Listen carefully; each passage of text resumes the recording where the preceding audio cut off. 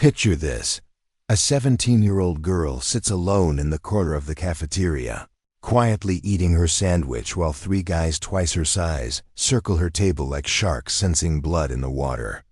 They think they've found the perfect victim, someone small, quiet, and defenseless. What they don't know is that this unassuming teenager has spent the last 8 years learning how to throw punches that could knock out grown men. Sometimes the most dangerous people are the ones who look like they couldn't hurt a fly. Before we jump back in, tell us where you're tuning in from. And if this story touches you, make sure you're subscribed, because tomorrow, I've saved something extra special for you. Emma Chun had always been the type of person who preferred shadows to spotlights. At Roosevelt High School in Springfield, she moved through the hallways like a gentle breeze, present but barely noticed, there but somehow invisible to most of her classmates. While other students clustered in loud groups near their lockers, gossiping about weekend parties and social media drama, Emma kept her head down and focused on getting from one class to the next without drawing attention to herself. Her appearance reinforced this quiet persona perfectly. Standing barely 5 feet 3 inches tall with a slender frame, Emma looked like she might blow away in a strong wind. She favored oversized sweaters that seemed to swallow her whole, worn jeans that had seen better days, and sneakers that had lost their color from years of wear. Her long black hair was usually pulled back in a simple ponytail, and she rarely wore makeup, preferring the natural look that helped her blend into the background of teenage life. Most mornings, Emma arrived at school precisely 15 minutes before the first bell, giving her enough time to stop by her locker and settle into her seat in each classroom before the rush of students filled the space. She had perfected the art of being early enough to avoid the crowds, but not so early that teachers might try to engage her in unnecessary conversation. This routine had served her well for the past 3 years, allowing her to maintain her preferred position on the periphery of high school social dynamics. In the classroom, Emma was the student every teacher appreciated but rarely remembered. She completed her assignments on time, never caused disruptions, and participated just enough to avoid being called out for silence. Her grades were solid, mostly B's, with the occasional A, but she never raised her hand to volunteer answers or joined in classroom discussions unless directly called upon. When group projects were assigned, she typically ended up with whoever was left over, and she always did more than her fair share of the work without complaint. The cafeteria was perhaps where Emma's invisible status was most apparent. Every day, at exactly 11:45, she would collect her lunch tray and scan the room for an empty table, preferably one tucked away near the windows where she could eat in peace while watching the world outside. She never sat with any particular group, and no one ever invited her to join their table. This arrangement suited Emma perfectly. She genuinely enjoyed the solitude and found the constant chatter of her peers exhausting rather than entertaining. Her lunch routine was as predictable as everything else about her school life. She would unwrap her homemade sandwich, usually turkey and cheese on wheat bread, that her grandmother had prepared, and eat slowly, while reading a paperback novel or reviewing notes for her afternoon classes.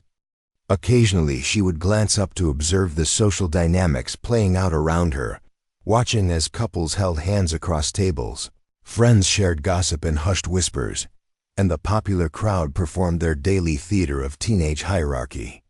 Emma's teachers saw her as a model student who never required extra attention or discipline. She turned in neat, thoughtful work and maintained perfect attendance, but she never volunteered for leadership roles or extracurricular activities. When asked about her future plans, she would give vague responses about maybe going to college or perhaps finding a job after graduation, never revealing any passionate dreams or ambitious goals. This reinforced the general perception that Emma was a nice enough girl who simply lacked the spark or drive that made some students memorable. Her wardrobe choices further supported her under-the-radar status. While many of her female classmates spent considerable time and money on trendy outfits, Emma's clothes were practical and understated. Her sweaters came from discount stores, her jeans were basic and unfaded, and her backpack was a simple black model that could belong to anyone. She wore no jewelry except for a small silver necklace that was usually hidden beneath her sweater collar, and her only accessory was a basic digital watch that helped her maintain her precise daily schedule. Even her interactions with adults reflected her preference for minimal engagement. When school counselors asked about her home life, Emma provided brief, positive responses that discouraged further inquiry. She mentioned living with her grandmother in a small house on the outskirts of town, described their relationship as close and supportive, and indicated that she had everything she needed. These conversations were always brief and pleasant, leaving the adults with the impression that Emma was well cared for but simply private by nature. The few students who had attempted to befriend Emma over the years had eventually given up when their efforts were met with polite but distant responses. She wasn't rude or unfriendly, but she possessed a remarkable ability to deflect personal questions and avoid making plans outside of school. Some classmates assumed she was shy, others thought she might be dealing with problems at home, but most simply accepted that Emma Chun was the quiet girl who kept to herself and didn't cause any trouble. What none of them realized was that Emma's quiet demeanor and unremarkable appearance were carefully cultivated choices rather than natural personality traits. Behind her soft-spoken exterior lay a disciplined mind and a body that had been honed into something far more formidable than anyone at Roosevelt High School could possibly imagine.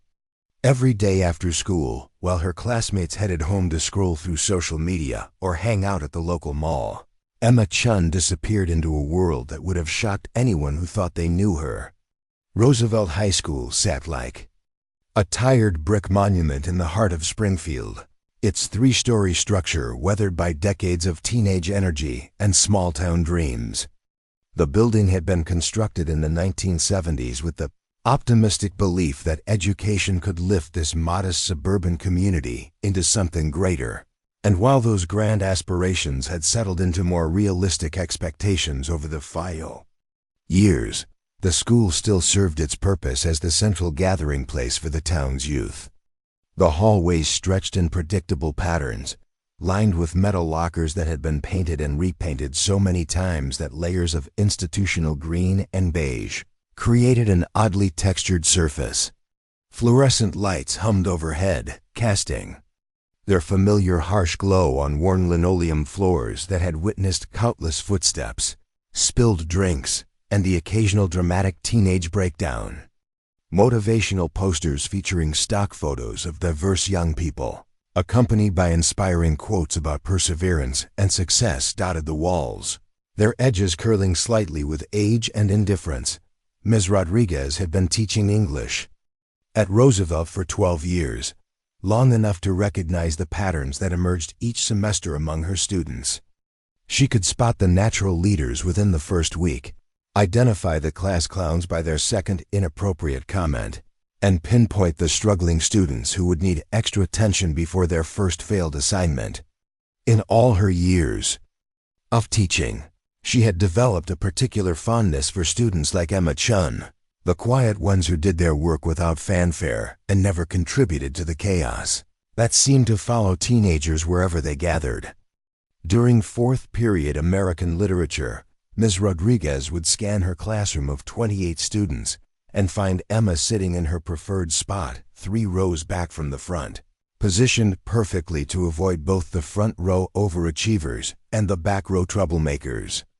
Emma's desk was always organized with military precision, her notebook open to a fresh page, 2 pens arranged parallel to each other, and whatever book they were currently reading positioned at the exact angle that allowed for easy reference, without blocking her view of the whiteboard. When Ms. Rodriguez assigned essay topics or discussion questions, Emma would immediately begin taking notes, her handwriting small and neat as she captured not just the assignment details but also the subtle hints about what the teacher was looking for in a successful response. She never asked for clarification or complained about due dates, and her completed work invariably arrived on time with thoughtful analysis and proper formatting. Yet despite the quality of her academic performance, Emma rarely volunteered to share her insights with the class, preferring to let her written work speak for itself. The social ecosystem of Roosevelt High operated according to unwritten rules that had been established long before Emma's arrival and would continue long after her graduation. The popular students claimed the central tables in the cafeteria and the prime real estate near the main entrance where they could see and be seen by everyone who passed through. The athletes gathered around the trophy cases, their letter jackets, and team spirit, creating a visible reminder of the school's modest but proud athletic achievements. The drama students gravitated toward the auditorium area, often rehearsing lines or discussing their latest production with theatrical gestures that amused or annoyed their peers depending on the observer's tolerance for performance. Alex Kim represented one of the many students who fell somewhere in the middle of this social spectrum, not popular enough to command attention but not invisible enough to go completely unnoticed. As a junior who had transferred to Roosevelt 2 years earlier when his family moved to Springfield for his father's job at the local manufacturing plant, Alex had learned to navigate the school's social landscape with careful observation and strategic friendliness. He possessed the useful ability to get along with almost everyone without committing to any particular group, making him a valuable bridge between different social circles. Alex had first noticed Emma during his sophomore year when they had been assigned seats near each other in biology class. While other students complained about the complexity of cellular respiration or struggled to understand the differences between mitosis and meiosis, Emma quietly absorbed the information and completed her lab work with methodical precision. Alex found himself impressed by her competence and curious about her apparent contentment with solitude, qualities that seemed rare among their peers who constantly sought validation and attention from others. Over the months that followed, Alex had made several attempts to engage Emma in conversation, starting with simple questions about homework, assignments, and gradually progressing to more personal topics like weekend plans or favorite movies. Emma responded to these overtures with polite but brief answers that discouraged deeper inquiry without being overtly rude. She would confirm that yes, she had understood the math homework, or acknowledge that she had heard about the upcoming school dance but hadn't decided whether to attend. These interactions left Alex with the impression that Emma was intelligent and considerate, but fundamentally uninterested in the typical teenage pursuits that occupied most of their classmates. The custodial staff at Roosevelt knew Emma as the student who never left trash on her desk and always pushed in her chair before leaving the classroom. Mr. Thompson, who had been cleaning the school for 8 years, often remarked to his colleagues that if every student were like Emma Chun, his job would be significantly easier. She never participated in the casual vandalism that plagued school bathrooms, never left food wrappers scattered around her lunch table, and seemed genuinely respectful of the shared spaces that others took for granted.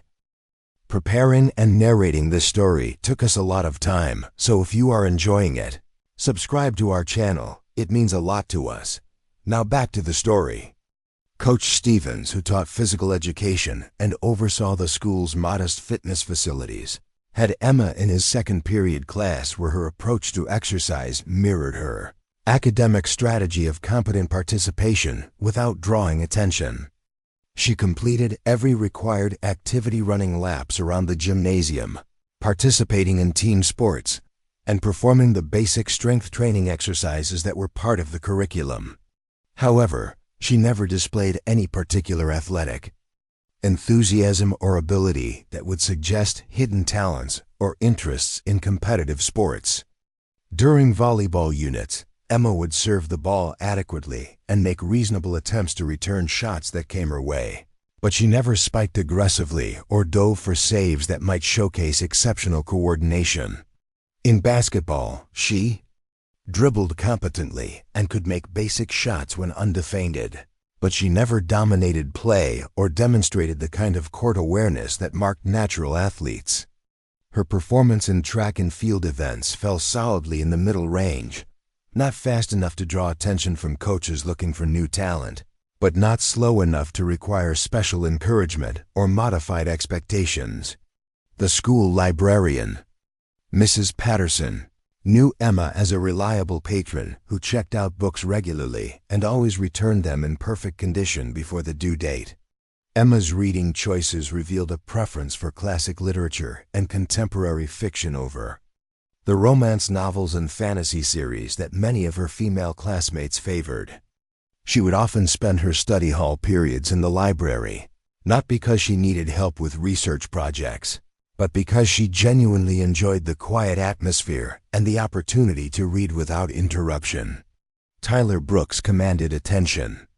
The moment he walked into any room at Roosevelt High School, and he had spent the last 4 years perfecting this ability to dominate social spaces through sheer force of personality and carefully cultivated intimidation.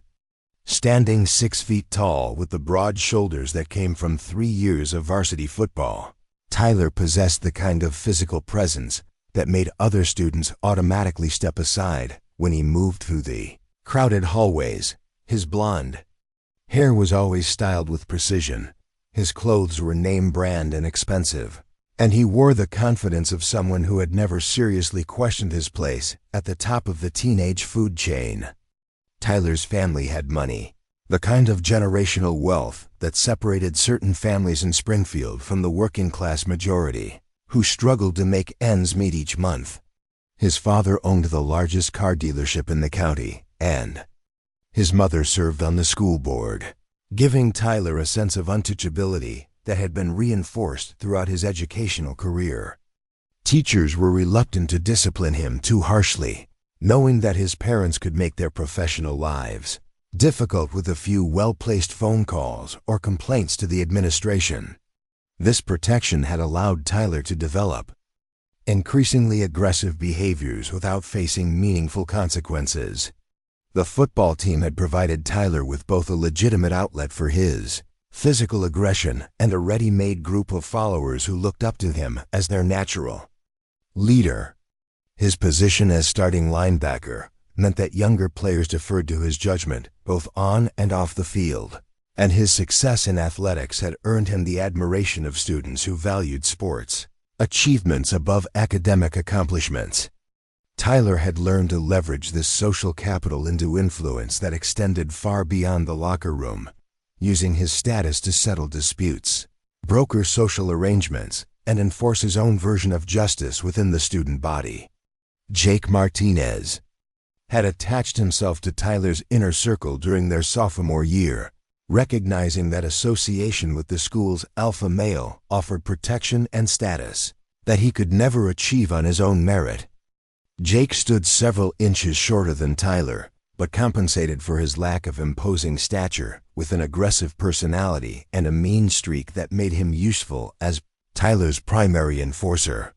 Where Tyler maintained a veneer of charm that allowed him to navigate interactions with adults, Jake displayed his hostility more openly, seeming to enjoy the fear he could provoke in smaller or weaker students.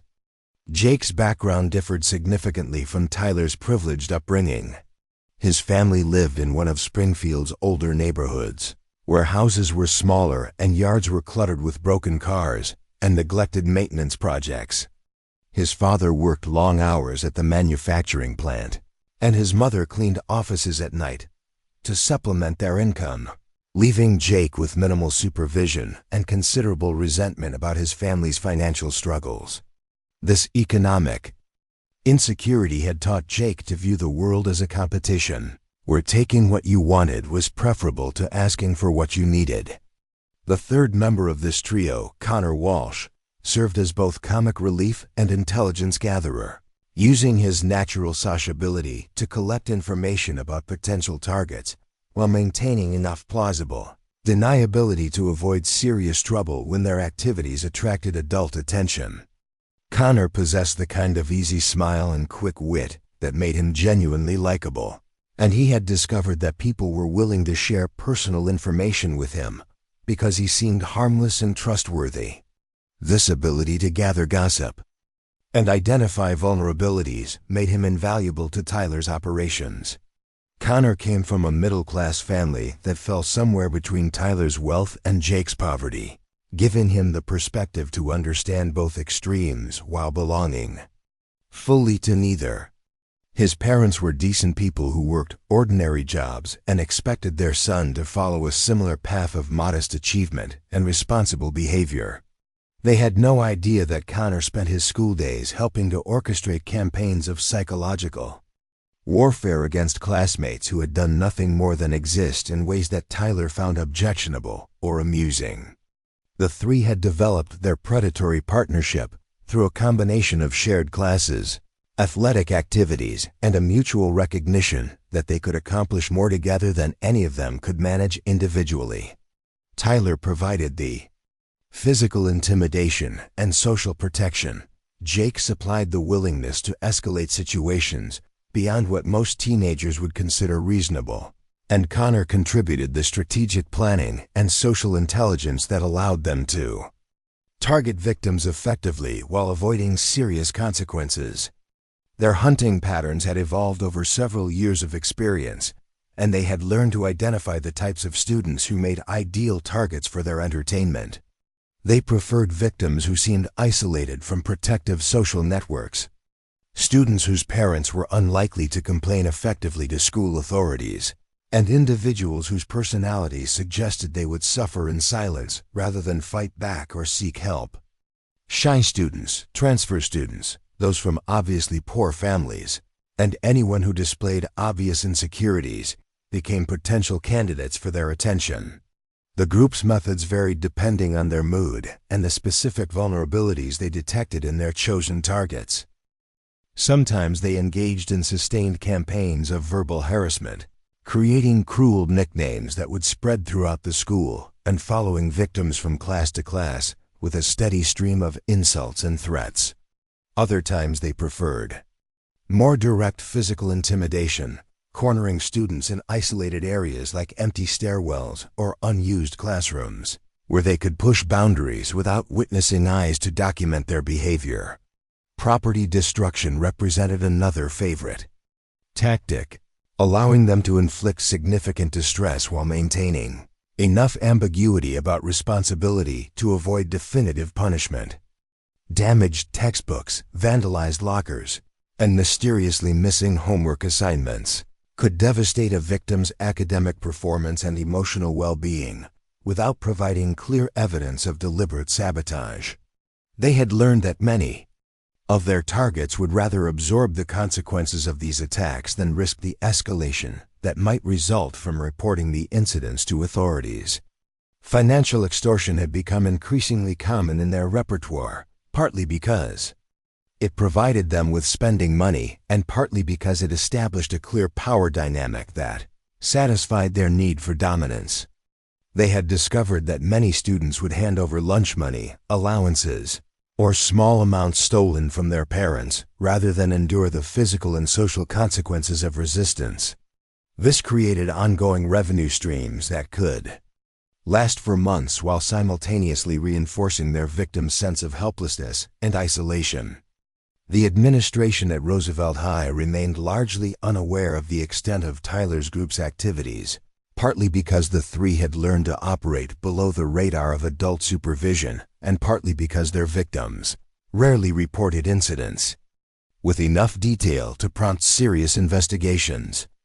When complaints did surface, they usually took the form of vague allegations about bullying that could be addressed with brief counseling sessions and promises to improve behavior that were never intended to be honored. Tyler had studied the system enough to understand exactly how far he could push before facing consequences that might threaten his position on the football team or his post-graduation plans. He knew which teachers would believe his denials, which administrators were too overwhelmed to pursue investigations aggressively, and which students could be intimidated into changing their stories if pressed for details about specific incidents.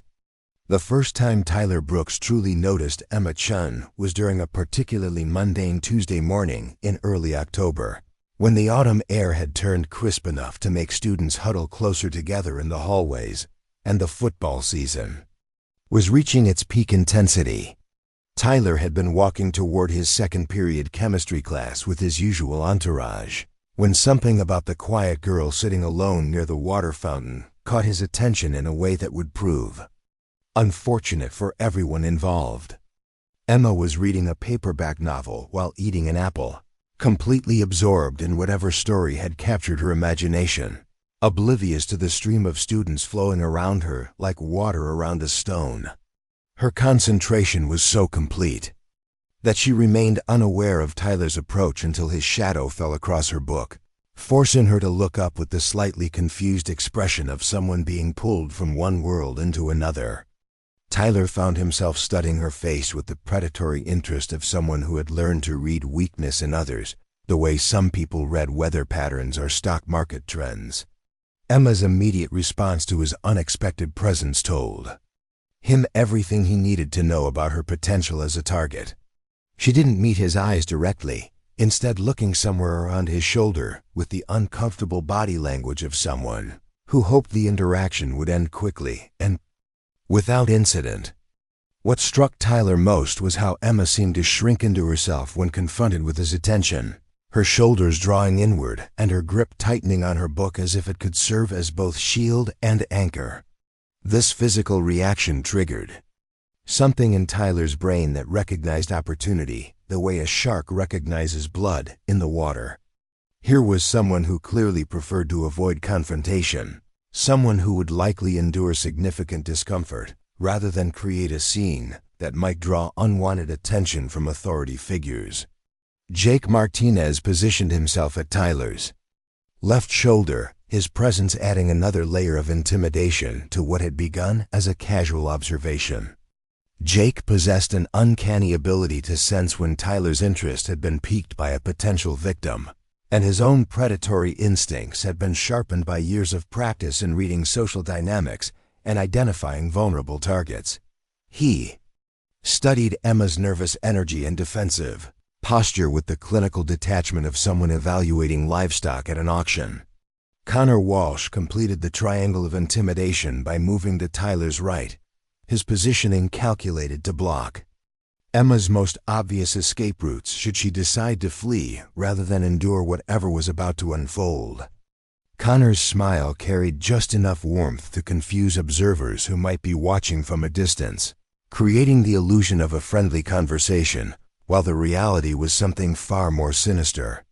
His ability to project false friendliness had proven invaluable in past encounters, allowing the group to operate with impunity while maintaining plausible deniability about their true intentions. Tyler allowed the silence to stretch for several uncomfortable seconds, watching as Emma's anxiety increased with each passing moment. He had learned that this initial period of wordless intimidation often accomplished more than any verbal threat, as victims' imaginations typically conjured scenarios far worse than anything he might actually say or do. The fear of unknown consequences frequently proved more paralyzing than the reality of known threats, and Tyler had become expert at exploiting this psychological vulnerability. When Tyler finally spoke, his voice carried the deceptively casual tone that he had perfected through years of practice in walking the line between obvious aggression and behavior that could be dismissed as harmless teasing by adults who might overhear fragments of conversation. He asked Emma what she was reading, as if he possessed genuine curiosity about her literary preferences, but the underlying current of menace in his delivery made it clear that this was not a request for book recommendations. Emma's response demonstrated exactly the kind of submissive behavior that Tyler found most satisfying in his victims. She answered his question in a voice barely above a whisper, providing the title and author without elaborating on the plot or explaining why she had chosen that particular book. Her obvious discomfort and desire to end the interaction as quickly as possible only encouraged Tyler to prolong the encounter, sensing that each additional moment of forced conversation would increase her distress and reinforce the power dynamic he was establishing. Jake contributed to the intimidation by making dismissive comments about Emma's reading choice, suggesting that only boring people read books during their free time instead of engaging in more social activities. His criticism was delivered with enough venom to make Emma flinch slightly, though she made no attempt to defend her preferences or challenge his characterization of her interests. This passive response confirmed Jake's assessment that Emma would make an ideal victim, someone who would absorb their abuse without fighting back or seeking help from others. Connor's role in this initial encounter involved gathering intelligence that could be useful in future interactions. He asked Emma apparently innocent questions about her schedule, her classes, and her lunch routine, framing his inquiries as friendly interest while actually mapping out her daily patterns for potential exploitation. Emma answered these questions with the same reluctant honesty she had shown Tyler, apparently unaware that she was providing information that would be used against her in the days and weeks to come. The encounter concluded when the warning bell rang, signaling that students had 5 minutes to reach their next classes. Tyler made a point of telling Emma that he looked forward to continuing their conversation soon, a statement that carried implicit threat despite its superficially friendly phrasing. As the three boys walked away, Tyler could feel Emma's worried gaze following them down the hallway, and he derived considerable satisfaction from knowing that he had successfully planted seeds of anxiety that would continue growing long after their actual interaction had ended. Over the following days, Tyler's group began implementing a carefully orchestrated campaign designed to establish their dominance over Emma while testing the boundaries of how much harassment she would tolerate. Before seeking help or fighting back, they started with seemingly minor intrusions into her daily routine, appearing unexpectedly in areas where she normally sought solitude, making comments just loud enough for her to hear as they passed her in the hallways, and positioning themselves where she couldn't avoid seeing them during lunch periods. These initial probes served multiple purposes in Tyler's strategic approach to victimization. They allowed him to observe Emma's responses to different types of pressure, helping him identify which tactics produced the most dramatic reactions and which approaches she seemed best equipped to handle. They also served to isolate Emma by making her increasingly paranoid about when and where the next encounter might occur, gradually eroding her sense of safety within the school environment.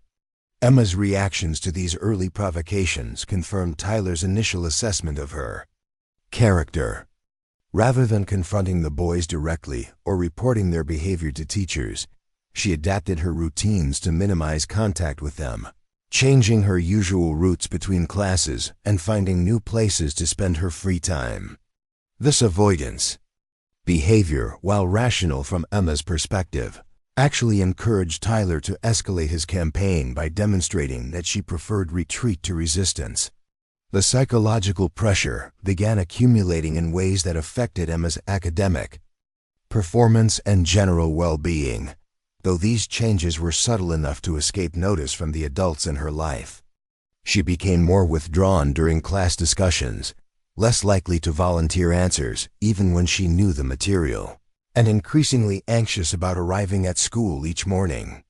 The constant vigilance required to avoid unwanted encounters with Tyler's group created a state of chronic stress that made it difficult for Emma to concentrate on her studies or enjoy the aspects of school life that had previously brought her satisfaction. The escalation began during the third week of October when Tyler decided that subtle intimidation was no longer providing the level of entertainment and satisfaction he craved from his interactions with Emma Chun. What had started as casual psychological pressure evolved into something more systematic and cruel, as Tyler's confidence grew with each day that passed without Emma seeking help or fighting back against their increasingly aggressive behavior. The transformation from covert harassment to open persecution happened gradually at first, Then with alarming speed once Tyler realized that Emma's passive responses were actually encouraging him to push harder rather than deterring his interest. Her consistent pattern of avoiding eye contact, changing her routes through the school, and enduring their comments in silence had convinced Tyler that Emma was the perfect victim, someone who would absorb unlimited abuse without creating problems for him or his friends.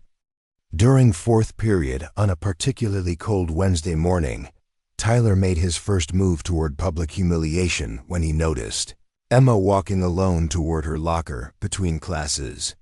The hallway was crowded with students rushing to their next destinations, creating the perfect environment for Tyler to demonstrate his power while ensuring maximum visibility for his performance. He approached Emma from behind with Jake and Connor flanking him, their formation designed to trap her against the wall of lockers, while creating a spectacle that would be witnessed by dozens of their classmates. Tyler's voice carried clearly through the hallway noise as he called out to Emma using a mocking nickname that he had invented, specifically to embarrass her in front of others. The name itself was designed to highlight what Tyler perceived as Emma's most obvious vulnerabilities: her small stature, her quiet nature, and her apparent poverty based on her worn clothing and simple possessions. The cruel creativity behind the nickname demonstrated Tyler's understanding of how to inflict maximum psychological damage with minimal effort, and the way he delivered it with obvious amusement made it clear that Emma's discomfort was the entire point of the exercise. Emma's reaction to this public humiliation was everything Tyler had hoped it would be and more. Her face flushed with embarrassment as she fumbled with her locker combination, her hands shaking enough to make the simple task difficult while students around them slowed their pace to observe the confrontation.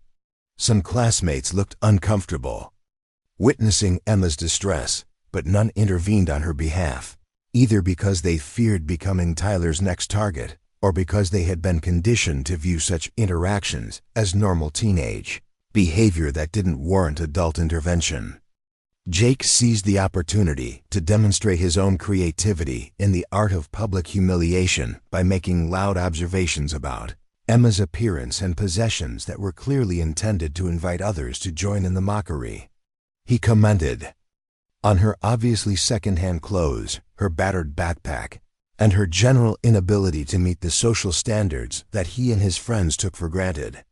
These attacks were delivered with enough humor to make some observers laugh, creating a dynamic where Emma's suffering became entertainment for an audience that might otherwise have felt sympathetic toward her situation. Connor's contribution to this public display involved asking Emma, apparently innocent, questions about her family's financial situation, her living arrangements, and her after-school activities in a tone that made it clear he already knew the answers would be embarrassing. His questions were phrased in ways that forced Emma to either lie about her circumstances or admit to details that would provide Tyler's group with additional ammunition for future attacks. The psychological sophistication of this approach impressed even Tyler, who recognized that Connor was effectively training Emma to fear conversation with any of them by making every interaction a potential source of public humiliation. The encounter lasted less than 5 minutes, but its impact extended far beyond the immediate participants. Other students who witnessed Tyler's casual cruelty received a clear message about the social hierarchy at Roosevelt High and the consequences of being perceived as weak or vulnerable.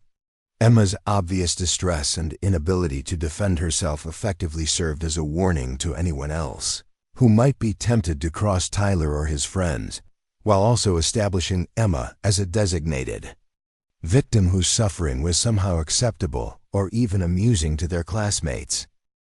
Over the following days, Tyler's group began expanding their campaign to include more elaborate forms of harassment that required coordination and planning.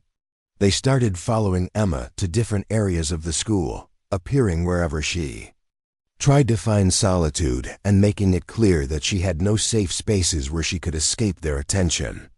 This stalking behavior was carefully managed to avoid detection by teachers, while maximizing Emma's sense of being constantly watched and threatened. The cafeteria became a particular focus of their attention, as Tyler recognized that Emma's lunch period represented her most vulnerable time of day. She typically sat alone at a small table near the windows, making her an easy target for drive-by harassment that could be delivered quickly and withdrawn, before any supervising adults could respond effectively. Tyler's group developed a routine of walking past Emma's table multiple times during each lunch period, making comments just loud enough for her to hear while maintaining enough distance to claim they were simply moving through the cafeteria if questioned by authority figures. These lunchtime encounters gradually became more aggressive as Tyler tested the boundaries of what Emma would tolerate without seeking help. Jake began accidentally bumping into Emma's chair as he passed, causing her to spill drinks or drop food while creating disruptions that drew unwanted attention from other students. Connor started making comments about the contents of Emma's lunch, suggesting that her homemade meals were evidence of her family's poverty and inability to afford proper food for their daughter.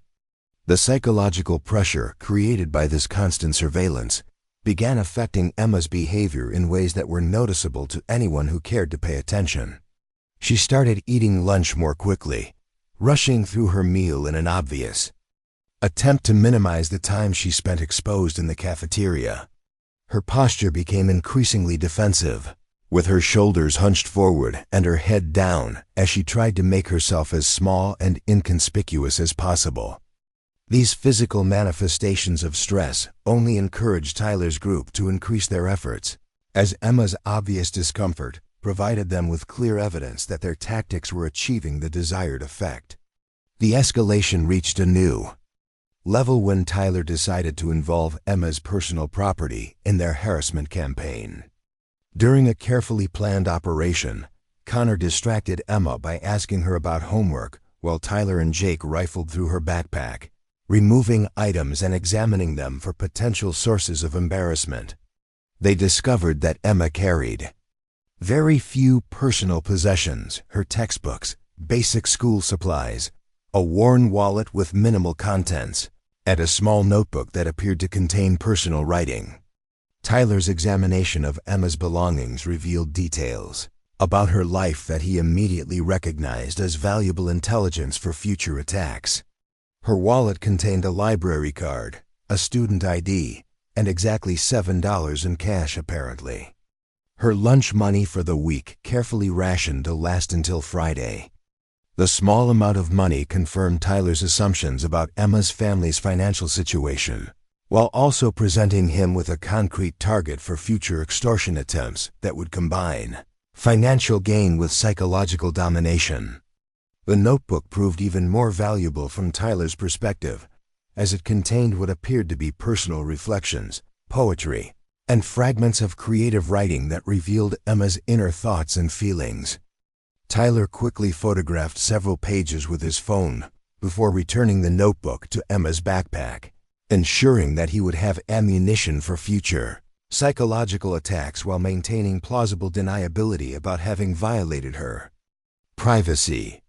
The intimate nature of the writing provided Tyler with insights into Emma's vulnerabilities that he knew would be useful in crafting more targeted and effective forms of harassment. When Emma discovered that her belongings had been disturbed, her reaction confirmed Tyler's assessment that she would continue to suffer in silence, rather than report the violation to school authorities. Instead of immediately seeking help or confronting Tyler's group about the obvious invasion of her privacy, Emma simply reorganized her possessions and made mental notes to be more careful about leaving her backpack unattended. This passive response convinced Tyler that Emma was psychologically incapable of defending herself effectively, encouraging him to plan even more aggressive attacks. The public nature of Tyler's harassment campaign began affecting Emma's relationships with other students in ways that further isolated her from potential sources of support. Classmates who might have been inclined to befriend Emma under normal circumstances now avoided association with her, either because they feared becoming targets themselves or because they had internalized the message that Emma was somehow deserving of the treatment she was receiving. This social isolation made Emma's situation even more precarious, as she found herself increasingly alone in dealing with Tyler's escalating aggression. Teachers at Roosevelt High remained largely oblivious to the systematic campaign being waged against Emma, partly because Tyler's group had learned to operate below the radar of adult supervision, and partly because Emma's own behavior provided no obvious signals that she was experiencing serious problems. Her academic performance remained steady, she continued attending school regularly, and she never approached faculty members for help or guidance. From the perspective of overworked educators dealing with multiple classroom management challenges, Emma appeared to be a model student who required no special attention or intervention. The psychological toll of constant harassment began manifesting in subtle changes to Emma's appearance and behavior that were apparent to anyone who bothered to look closely. She started arriving at school later, timing her entrance to minimize exposure in the hallways during peak social periods. Her clothing became even more nondescript, as if she were trying to achieve complete invisibility through careful selection of the most forgettable possible outfits. Her participation in class discussions dropped to virtually nothing, and she began requesting permission to visit the restroom or nurse's office during times when Tyler's group might be present in shared spaces. Tyler interpreted these defensive behaviors as evidence of his complete victory over Emma's will to resist, and he began sharing details of his campaign with other students, who he trusted to appreciate his strategic thinking without threatening to expose his activities to adults. These conversations served multiple purposes, allowing Tyler to relive his successful psychological domination, while also sending clear messages to potential future victims about what they could expect if they crossed him or failed to show appropriate respect for his authority within the school's social hierarchy. The anticipation of Tyler's next move became almost as damaging to Emma's psychological well-being as the actual harassment itself. The unpredictable timing and location of their encounters meant that Emma lived in a constant state of hypervigilance, unable to relax or focus completely on her studies, because part of her attention was always devoted to scanning for potential threats. This chronic stress began affecting her sleep patterns, her appetite, and her ability to concentrate on academic work that had previously come easily to her. During this period of intensifying pressure, Emma's grandmother began noticing changes in her granddaughter's behavior that concerned her deeply. Emma had always been quiet by nature, but now she seemed withdrawn in ways that suggested something more troubling than typical teenage moodiness. She picked at her dinner without enthusiasm, claimed to be too tired to discuss her day at school, and spent increasing amounts of time alone in her room with the door closed. When her grandmother asked direct questions about whether everything was all right, Emma provided reassurances that were technically truthful, but designed to discourage further inquiry. The financial aspect of Tyler's harassment began crystallizing into a concrete plan when he realized that Emma's weekly lunch money represented not just a source of income, but also a perfect mechanism for establishing ongoing control over her daily routine. $7 might seem insignificant to someone from Tyler's privileged background, but he understood that it probably represented a considerable sacrifice for Emma's family, and that losing it would create genuine hardship in addition to the psychological trauma of being robbed. Tyler's strategic thinking extended beyond the immediate financial gain to encompass the broader implications of successfully extorting money from Emma. If he could establish a pattern where she regularly handed over her lunch money without resistance, it would demonstrate his complete dominance over her will and potentially encourage other vulnerable students to comply with similar demands, rather than risk the escalating harassment that would follow refusal.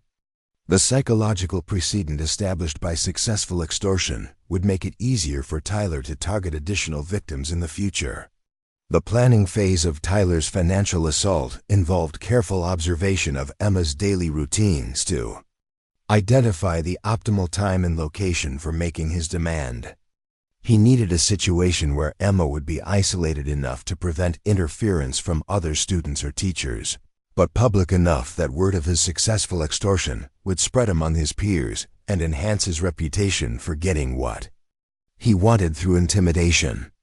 The balance between privacy and publicity required sophisticated timing that would demonstrate Tyler's skill at manipulating social dynamics. Jake's role in the upcoming extortion attempt involved providing physical backup and ensuring that Emma understood the consequences of refusing Tyler's demand. His presence would make it clear that resistance would result in escalation beyond mere verbal threats, while his history of aggressive behavior would lend credibility to any promises of future retaliation. Jake's obvious enthusiasm for violence made him particularly valuable in situations where Tyler needed to communicate serious intent without explicitly stating what might happen to uncooperative victims. Connor's contribution to the extortion plan centered around his ability to gather intelligence about Emma's financial resources and spending patterns.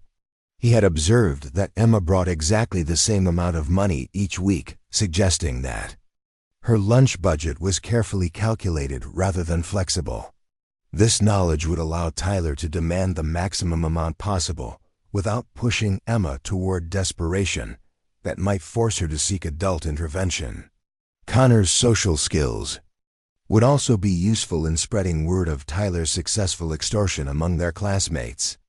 The psychological conditioning that Tyler had implemented over the previous weeks had prepared Emma to view increasingly aggressive demands as inevitable escalations rather than shocking departures from established patterns. By gradually normalizing harassment and invasion of privacy, Tyler had created a situation where financial extortion would seem like a logical next step rather than a dramatic escalation that might shock Emma into seeking help. This careful preparation was essential to Tyler's confidence that Emma would comply with his demands rather than risk the unknown consequences of resistance. As October drew to a close, Tyler felt ready to implement the final phase of his campaign. Against Emma Chun, the systematic harassment had successfully isolated her from potential allies, convinced her that seeking help would only make her situation worse, and conditioned her to accept increasingly aggressive behavior as the price of avoiding even more severe consequences. Tyler's confidence in his ability to control and manipulate Emma had grown to the point where he was certain that demanding her lunch money would result in immediate compliance and establish a pattern of ongoing extortion that could continue for months. The stage was set for a confrontation that would finally test the limits of Emma's carefully maintained passivity and determine whether Tyler's assessment of her character was as accurate as he believed. The financial extortion represented not just an attempt to steal money, but a direct challenge to Emma's dignity and autonomy that would force her to choose between continued submission and the unknown risks of standing up for herself. Tyler was confident that Emma would choose submission, but he was about to discover that his understanding of his victim was far more limited than he had realized. By the end of October, Tyler had successfully established a pattern of escalating harassment that had transformed Emma from a quiet but content student into someone who dreaded coming to school each day. The systematic nature of his campaign had isolated Emma from potential allies, convinced her that seeking help would only make her situation worse, and conditioned her to accept increasingly aggressive behavior as the price of avoiding even more severe consequences. Tyler's confidence in his ability to control and manipulate Emma had grown to the point where he was ready to escalate to direct financial extortion, setting the stage for a confrontation that would finally push Emma beyond the limits of her carefully maintained passivity. Up next, you've got two more standout stories right on your screen. If this one hit the mark, you won't want to pass these up. Just click and check them out.